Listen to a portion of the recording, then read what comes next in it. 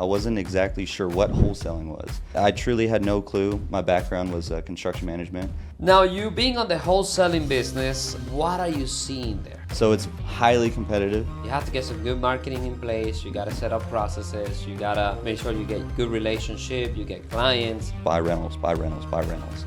That's the long-term play. You're never going to fail as long as you either have no problem managing the property or having somebody to be your property manager. Hello everyone, if you're connecting today to El Proceso podcast or The Process, if you're connecting today for our first podcast in English, we are having Aaron Cano. It's our invitee, and he's gonna talk to us about the real estate market and where he's coming from on the wholesaling business. Yeah, absolutely. Welcome, man. Thank you for having me. Appreciate it.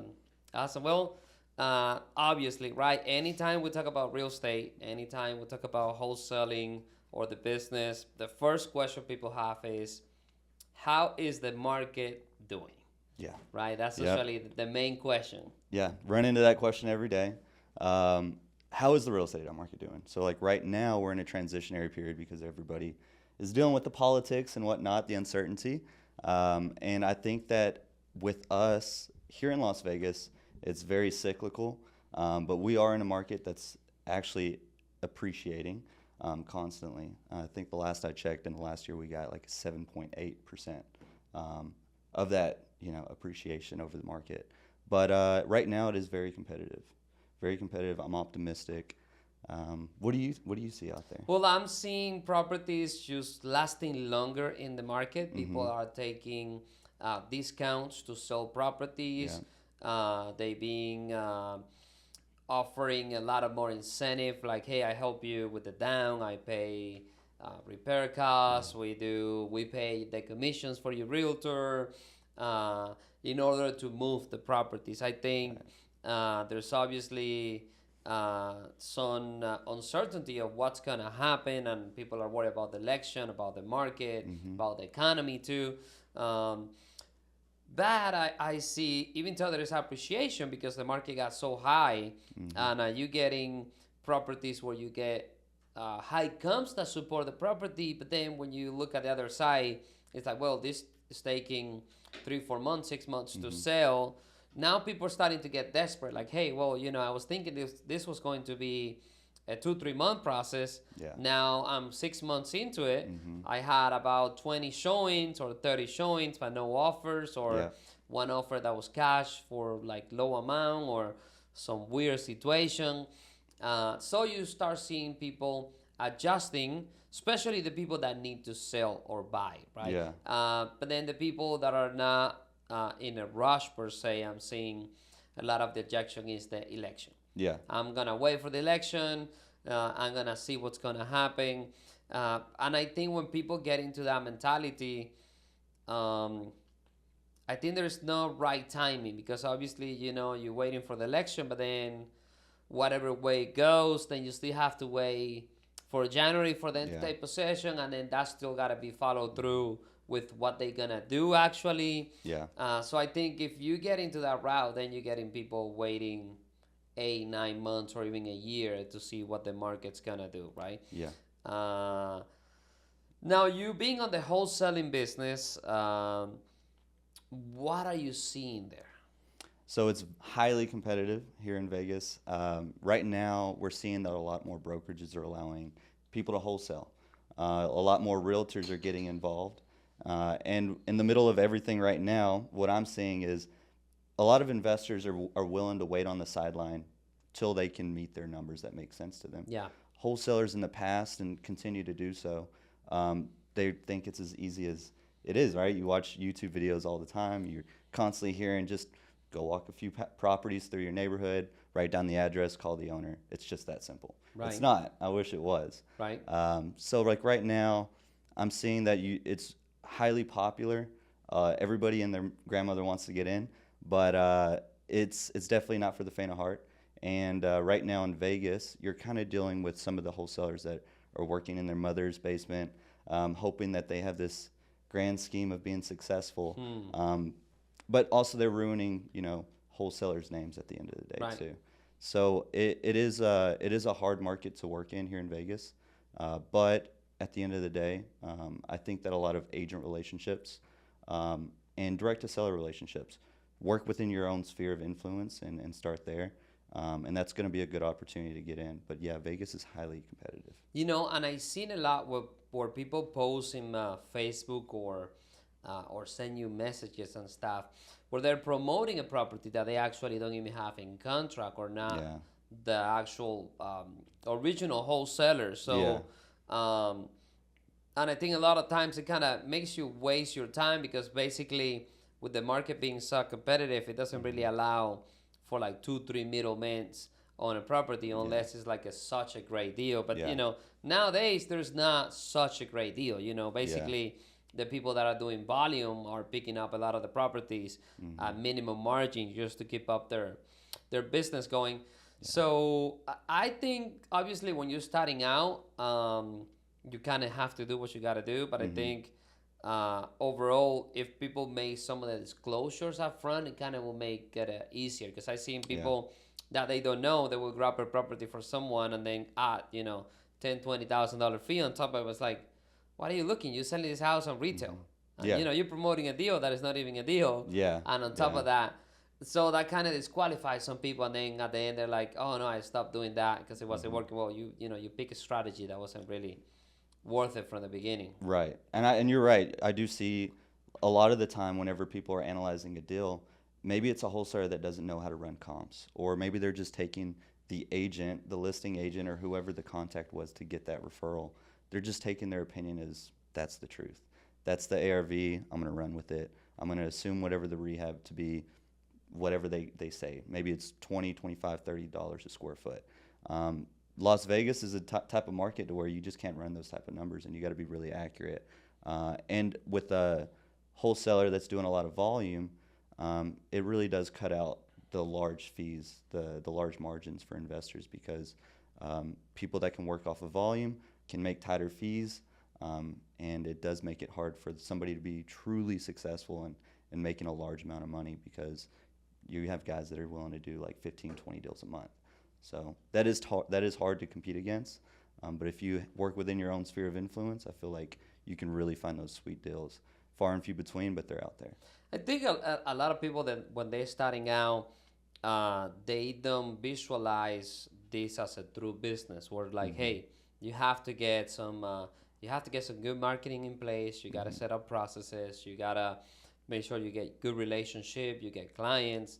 You get a CRM, and you know, per se, like you really look at it as a business. Because I think when you go like, I'm just gonna wing it. Yeah. You know, you're more like, well, you're just gonna do nothing then. Yeah. You know, overall. Yeah. Well, how you got involved into real estate and wholesaling? Because I know it could be like an ideal business situation for many people, but I think overall, it's just not like one day you walk in like, hey, you know what, I'm a realtor, I'm a wholesaler, I do this or that, right? How you got into this? Yeah, and it wasn't even anything that I was aware of. I wasn't exactly sure what wholesaling was. I thought you got a wholesale company like Costco, right? Like, so you package a bunch of deals and you sell them to an investor that has a lot of money. That's one aspect of looking at it. But no, I truly had no clue. My background was construction management. So I went to school for project management, and I did work at a few companies, Nabolt's Construction in Arkansas. That's where I grew up. And, you know, we were working on larger projects like elementary schools. We were doing extensions off of like hospital wings, things like that. And I worked as an estimator for a little bit, but then I also was doing other things such as, you know, just supervising the demolition of an old high school that had asbestos in it. I was doing those little things, but I was also kind of watching my supervisors and kind of seeing what they were doing. A lot of them were investing in real estate. Saw their success, and I was thinking to myself, keep that in the back of your mind, right? And then as I grew a little bit older, I went back to school for business management in Alabama, and I was thinking to myself, like, I really want to get into a business to where I can run my own construction projects, maybe start at residential, because that's where everybody gets started, right? And then I found net worth through my college. So graduated from Alabama, used their student services, and they told me that there is investment opportunity in real estate, and net worth is doing wholesale real estate. So essentially finding the wholesale deal and selling it to an investor to do whatever they want to do with the property. And I didn't even know that existed. I'm really Right. glad and fortunate that I was able to find it. And Las Vegas office was actually operating for about 2 years before I got here, and met with the broker, and the rest is history. I mean, this is honestly the best opportunity because it was everything I could have asked for. You're understanding, the ins and outs, how to analyze a deal. I had a construction background, so it was easier for me to understand the scope of work that goes into a property as you're walking it. But as you start to do it at volume, it's like everything just starts to sort of click after a little while. But yeah, I mean, never looked back. Love it, and love to see where it takes me. That's awesome. Where do you see yourself? Because I think, and I had that experience myself too. You kind of start somewhere, and then obviously you open your eyes. You see, oh wow, this industry is bigger than I thought. There's so many steps that you could take to become better in it, to have like a long-term solid success. What are you seeing for the future? In myself. Yeah.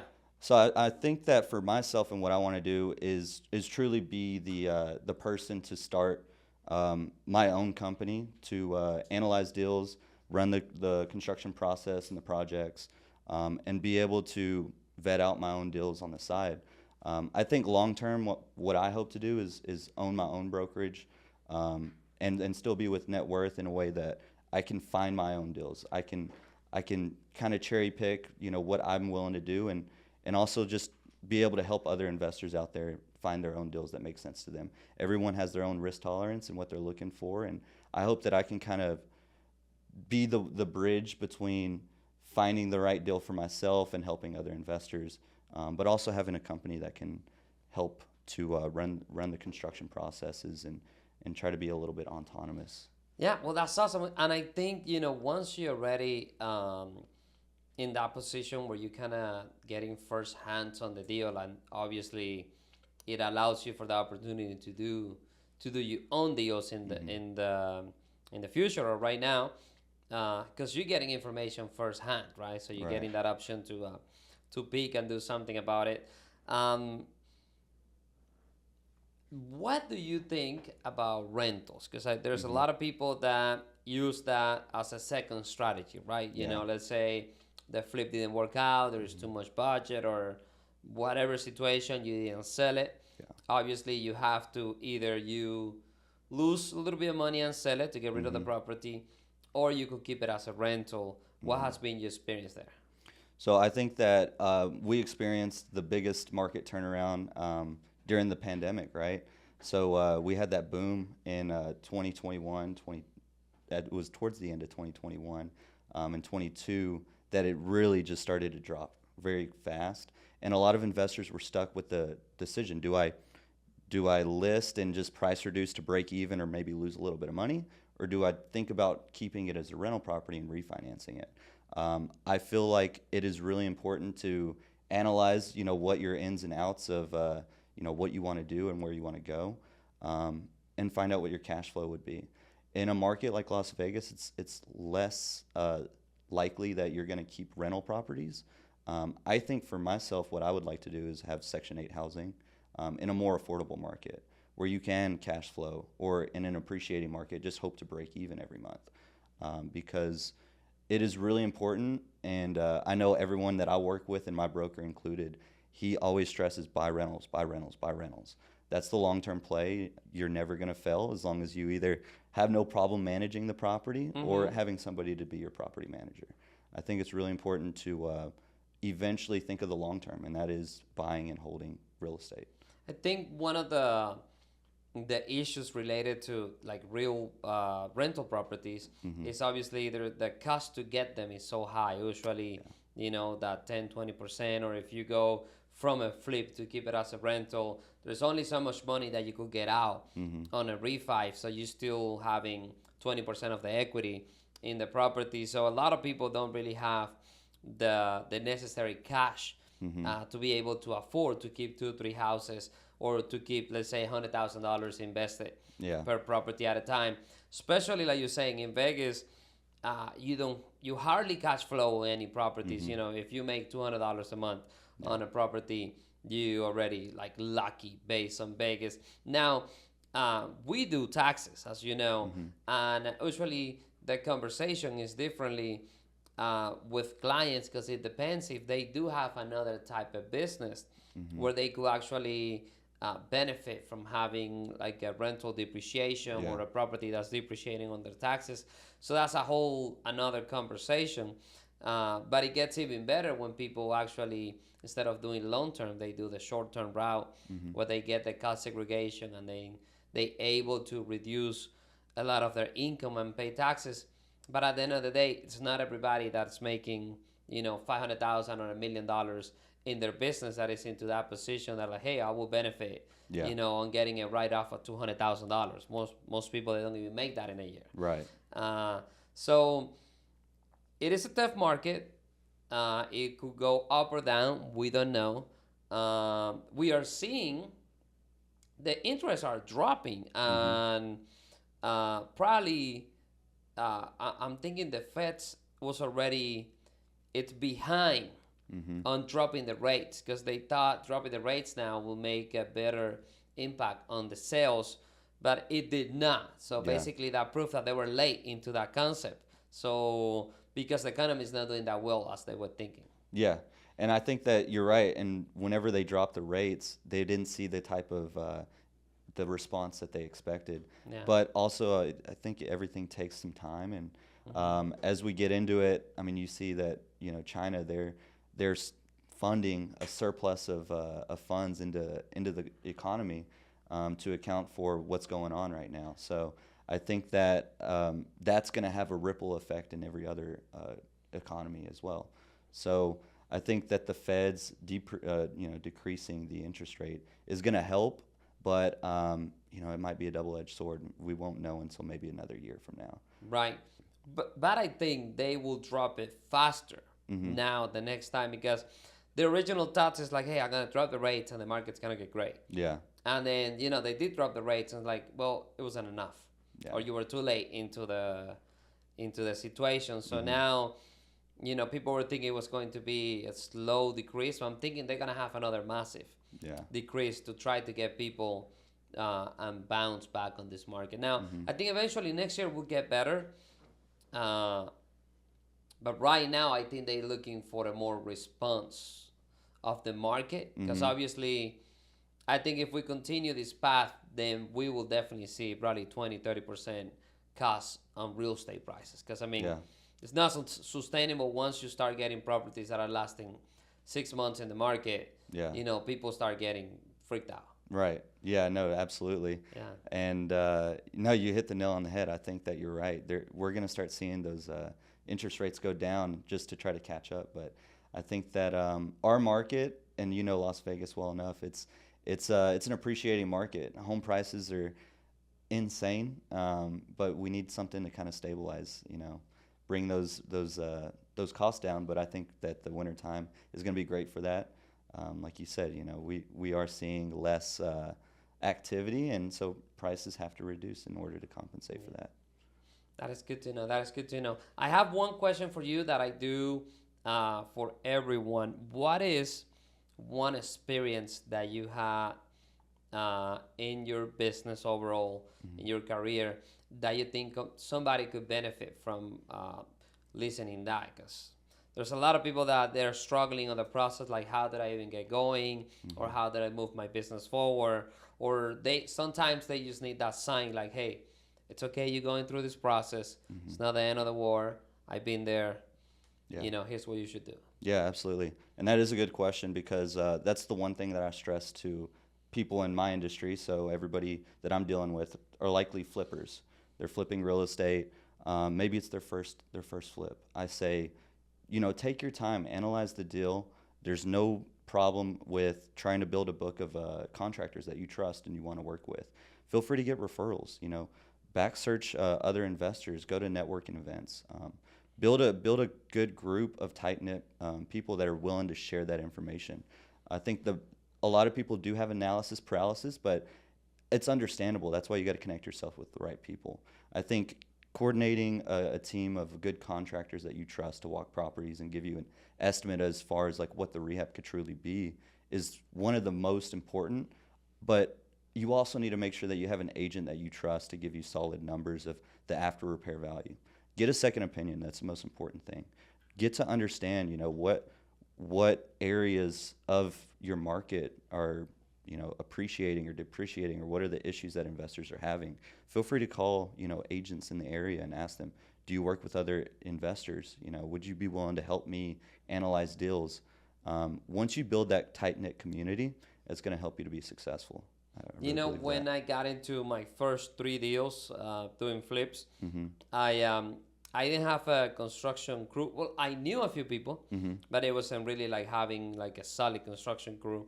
And then I also didn't know how to analyze the deal correctly. I was only relying on my knowledge, and I was right, Mm-hmm. but obviously within the margin, like it could be 10 or 5% off the original thought. So once I got into my 4th deal, my goal was like I gotta upgrade my business. I gotta get a solid crew. I gotta get a project manager that helps me foresee everything in the property, Mm-hmm. and also I gotta get solid comps on what I'm doing. Yeah. And I think our business got a little bit better after that because having that second opinion, having that feedback, like hey.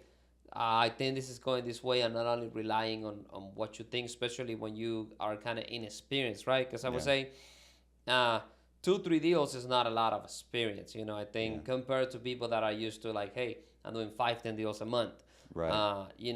They seen everything every month, right? You see, you deal with homeless, with homes that are cracking, fires, this and that. I don't know, so many stuff that these people could actually give you a solid advice. So I think you hit it on the nail. It's be prepared. Yeah. Do your due diligence on these deals. Absolutely. Yeah, and the other thing I kind of want to reiterate is like whenever you are working with somebody, I think the best thing you can do is it's better to cast a further net. Get as many wholesaler contacts as you can. It's going to help you better understand how people are running numbers. It's going to help you understand where are the fixer properties at.